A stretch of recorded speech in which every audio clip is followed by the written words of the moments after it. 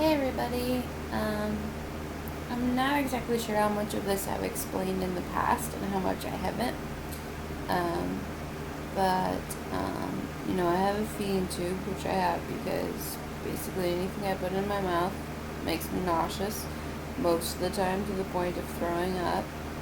Um, and I've been really blessed over this summer that as I've been so busy and gone and away from home and not able to use my feeding tube, that I've been able to eat certain foods, none of which are good for me, but I've been able to eat and keep them down thanks to this little yellow pill.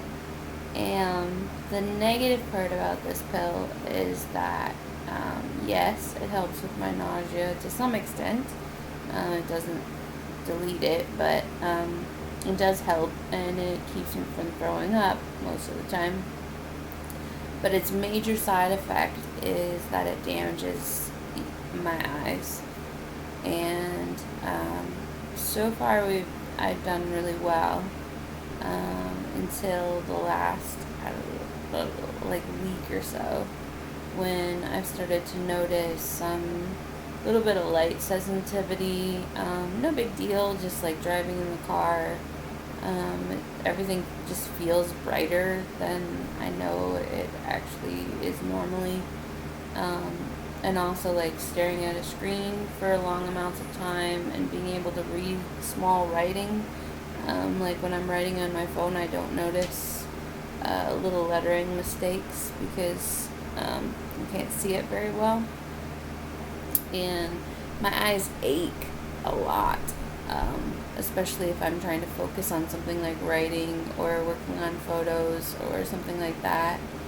Um, the only thing I can really compare it to, which is funny because like I've never had to wear contacts before, but I've heard people talk about it that like if they need contacts but they don't wear them, in a day for whatever reason, and they're like fine without them, but they just have to strain a little bit to read or to drive or whatever. At the end of the day, their eyes will like ache, and that's the way mine feel. Is that I just strain them like I'm overuse them. They're just really achy.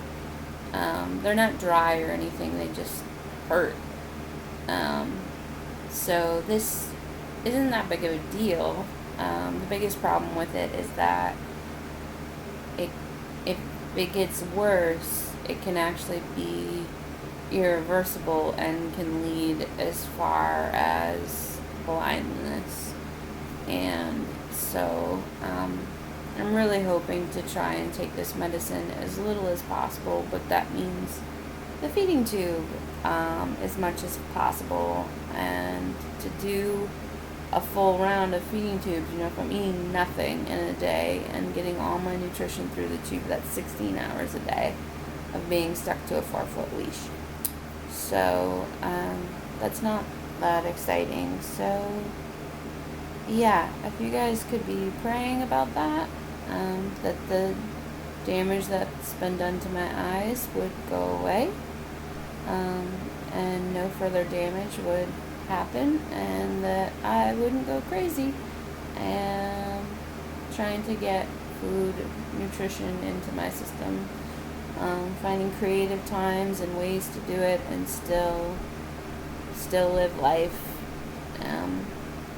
I can get really frustrating to be stuck in bed really fast, and I don't want to go to that mental place again. And I've got a busy like month and a half ahead, so I need to be able to eat at least a little bit for a while yet, and then it'll kind of calm down a little bit in the fall.